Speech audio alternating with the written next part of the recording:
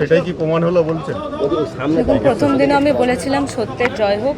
আমি সেরকম ফ্যামিলি থেকে বিলং করি না, আমার বাবাও পাশে আছে যে এই সমস্ত জিনিসের সাথে মানে আমাকে অ্যাসোসিয়েট করা হবে।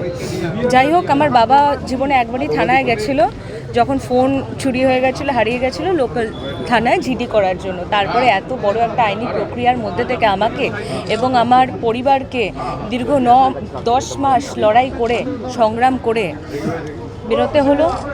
2 বছরের মধ্যে নার্কোটিক্সের মতো একটা এরকম হিনিয়াস সেকশন, তার থেকে আমি ডিসচার্জ পেয়েছি, অ্যাকুইটাল পেয়েছি। সত্যি সত্যের জয় হলো। আমি সেদিনও I followed the quasi federal hierarchy of the constitution. আমি বলেছিলাম আমার সিআইডি তদন্ত চাই, আমি বলিনি আমার সিবিআই তদন্ত চাই। কারণ নয়, স্টেট গভর্নমেন্ট ইজিলি আমার ওপর এবং আমার পার্টির ওপরে ফিঙ্গার পয়েন্ট করে বলতে পারতো যে সিবিআই এবং ইডি এদের এজেন্সি, এরা অটোনমাস এজেন্সি, এরা কোনোদিনই বলতো না। এই জন্য আমি রাজ্য পুলিশের ওপর আস্থা রেখেছিলাম। স্পেশাল ইনভেস্টিগেশন টিম থেকে আমাকে ডিসচার্জ করা হয়েছিল স্টেটিং, আমার কাছে অর্ডার কপিসগুলো আছে, আমার ডিসচার্জ করেছে কলকাতা পুলিশ লিখে, no iota of evidence gathered against Pamela Goswami during the investigation, so we pray for a discharge from the case. তারপরে এই যে কোর্ট দেখতে পাচ্ছেন, এটা কতটা তৃণমূলের মোটিভেটেড কোর্ট যে এই কোর্ট আমাকে 2 বছর ডিসচার্জ দেয়নি, অ্যাকুইটাল দেয়নি। আমি তারপর হাইকোর্টে গেছি, হাইকোর্টে আমাকে ডিসচার্জ করে দিয়েছে, কেস থেকে আমাকে সমস্ত সেকশন থেকে বার করে দিয়েছে, অব্যাহতি দিয়ে দিয়েছে, রেহাই দিয়েছে। তারপর কলকাতা পুলিশ, এই মুখ্যমন্ত্রী যে আছেন পুলিশ মন্ত্রী, তার নির্দেশে মুখ্যমন্ত্রী তার পুলিশকে পাঠিয়েছে সুপ্রিম কোর্টে, ওই হাইকোর্টের অর্ডারটাকে চ্যালেঞ্জ করিয়ে সুপ্রিম কোর্ট থেকেও আমাকে ডিসচার্জ দিয়ে দিয়েছে। It was total a mockery in the face of the state government. ওরা নিজেদেরই ওখানে গিয়ে সুপ্রিম কোর্টে গিয়ে নিজেদেরই ওরা একটা করেছে, তামাশা করেছে। নামটা এতদিন ধরে জড়িয়ে দেওয়ার পেছনে তাহলে কি? দেখুন, আমি বলে না, আমার পার্টির বিভিন্ন সমর্থক, কর্মী, কার্যকর্তা এবং নেতৃত্বের ওপর এরকম কেস দেওয়া হয়েছে 2019 থেকে আমরা শুনে আসছি, যখন থেকে আমাদের বিজেপি সব থেকে স্ট্রং অপোজিশন হয়ে দাঁড়িয়েছে এই পশ্চিমবাংলার বুকে, তখন থেকে আমাদের কর্মীদেরকে রেপ কেস দেওয়া হয়েছে, এরকম নার্কোটিক্স কেস দেওয়া হয়েছে, ফ্রড কেস দেওয়া হয়েছে, চুরির কেস দেওয়া হয়েছে। এরকমও কিছু মন্ত্রী আছে আমাদের রাজ্যে যাদের নিজেদের মন্দিরে সোনা চুরির কেস দেওয়া হয়েছে। ভাবা যায় এই সরকার কতটা নিচে নামতে পারে। আপনারা দেখেছেন কোনো একটা জায়গা থেকে এই সরকার কিন্তু দুর্নীতি থেকে সরে নেই। সন্দেশখালিতে দেখুন, মা বোনেদেরকেও এরা ছাড়েনি।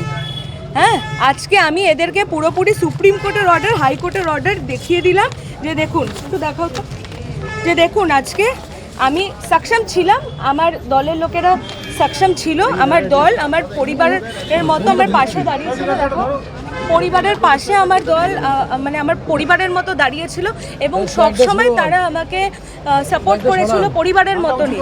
ওই জন্য আমি আজকে মানে চিরকৃতজ্ঞ থাকবো। আমি আমার শ্রদ্ধা, সম্মান, কৃতজ্ঞতা, প্রণাম জ্ঞাপন করি আমার পার্টির প্রত্যেকটা কার্যকর্তাকে, প্রত্যেকটা সমর্থককে, প্রত্যেকটা নেতৃত্বকে, যে পরিবারের মতো আমার এই ক্রাইসিস আজে তারা আমার পাশে দাঁড়িয়েছিল। এই কেসের সঙ্গে যুক্ত ছিল যে অনেকে যুক্ত আছে।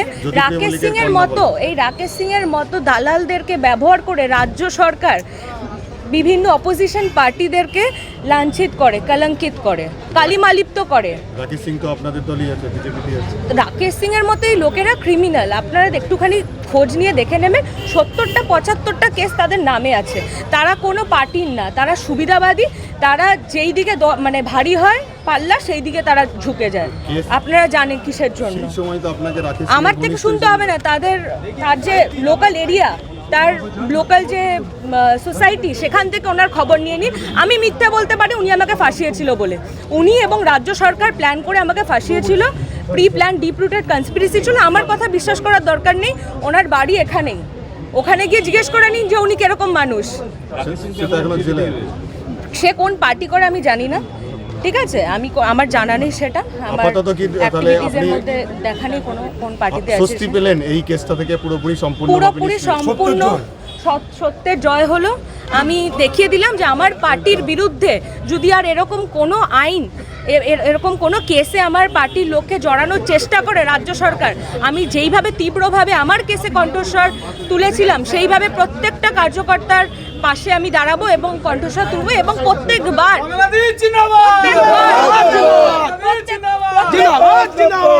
সেকেন্ড, প্রত্যেকবার আমি এদেরকে এদের ফেলিয়ারটা দেখিয়ে দেব। প্রত্যেকবার এরা যে হতাশ সরকার, এরা ফেলিয়ার সরকার, ল অ্যান্ড অর্ডার কোলাপস করে গেছে, তবুও এরা কোনো রকমভাবে ঘষড়ে সরকারটাকে এগিয়ে নিয়ে যাওয়ার চেষ্টা করছে। মা বোনেরা আজকে নেমেছে, মা বোনেরা আজকে দেখাচ্ছে সন্দেশখালিতে, আপনারা দেখেছেন। আমাদের যারা আমরা কণ্ঠস্বর তীব্র করেছি তাদেরকে মার্ডার হতে হয়েছে, হত্যা হতে হয়েছে, না জেলবন্দি। আজকে আমি দেখিয়ে দিলাম, প্রথম দিনও বলেছিলাম আমার পার্টিকে এরা কালিমালিপ্ত করার চেষ্টা করছে। আজকে আমি সুপ্রিম কোর্টের অর্ডার, হাইকোর্টের অর্ডার এবং ট্রায়াল কোর্টের অর্ডার আপনাদের সামনে প্লেস করে দেখিয়ে দিলাম যে এরা একমাত্র এদের একটাই উদ্দেশ্য, সেটা হচ্ছে এরা দুর্নীতি করতে জানে, এরা দুর্নীতিকে প্রশ্রয় দিতে জানে, এরা ক্রিমিনালসদেরকে শেল্টার দিতে জানে। মুখ্যমন্ত্রী কি করে বলছে শেখ শাহজাহান একটা ভালো মানুষ? শেখ শাহজাহানের মানে ইনডিরেক্টলি তো উনি বলে দিল যে Sheikh Shahjahan is out of all the charges. হ্যাঁ, আজকে মা বোনেরা মিথ্যে কথা বলছে। সমস্ত আন্দোলনে আমি ছিলাম, আছি, থাকবো। কোনো আন্দোলন থেকে আমি বাইরে ছিলাম না। আজকে একটা ডেট ছিল লোয়ার কোর্টে, আজকে সিকিউরিটির উপর ডাইরেকশন ছিল পামেলা ম্যাডামকে প্রডিউস করার জন্য। এর মাঝখানে অলরেডি হাইকোর্ট থেকে একটা অর্ডার উনি পেয়েছিলেন, সেটাকে চ্যালেঞ্জ করে স্টেট গেছিলো সুপ্রিম কোর্টে। সুপ্রিম কোর্টে আলটিমেটলি স্টেটকে শুধু একটা ক্ল্যারিফিকেশান দেওয়া হয়েছে যে as far age Pamela Goswami is concern কেসটা শেষ হয়ে গেছে। বাকিদের এগেনস্টে স্টেটের যেটা কনফিউশন ছিল সেটা ক্ল্যারিফাই করে দিয়েছে সুপ্রিম কোর্ট যে বাকিদের এগেনস্টে কেস চলবে। তার পরিপ্রেক্ষিতে ফার্দার হাইকোর্টে আমরা পিটিশন করেছিলাম। সুপ্রিম কোর্টের অর্ডারটা যখন হাইকোর্টে প্লেস করা হয়, হাইকোর্ট একদম ক্লিয়ারলি বলে দিয়েছে যে ওনাকে এই কেস থেকে, ওনার এগেনস্টে কেসটা কশ করে দেওয়া হলো, ওনাকে বেল বন্ড থেকে ডিসচার্জ করে দেওয়া হলো।